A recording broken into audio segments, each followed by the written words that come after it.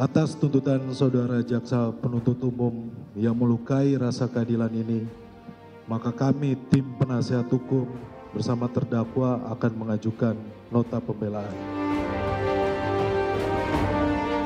Tuntutan jaksa penuntut umum dinilai melukai rasa keadilan.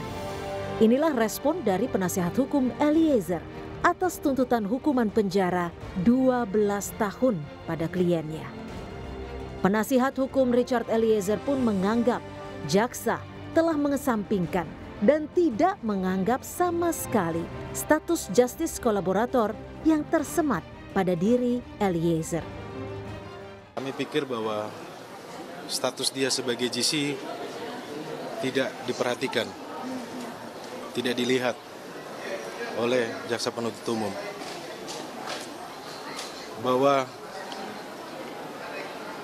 kami melihat bahwa perjuangan dari awal bagaimana Richard Eliezer yang coba konsisten dan ketika dia harus berani mengambil sikap, kemudian dia berani berkata jujur dari proses penyidikan sampai proses persidangan itu ditunjukkan. LPSK pun menyesalkan tuntutan 12 tahun penjara bagi Richard Eliezer.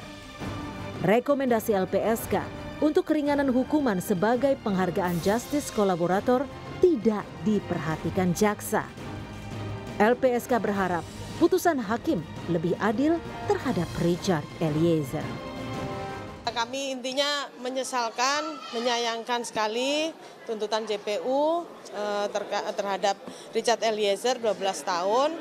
Di luar harapan kami ya, karena harapan kami Richard kan sudah kami tetapkan sebagai JC, Justice Kolaborator, dan dia sudah menunjukkan komitmennya, menunjukkan konsistensinya untuk mengungkap kejahatan ini secara terang benderang. Bahkan kalau tidak ada pernyataan dan keterangan dari Richard, pengakuan dari Richard, kasus ini juga nggak akan terbuka ya, bahwa kasus ini adalah sebuah kejahatan tindak pidana pembunuhan.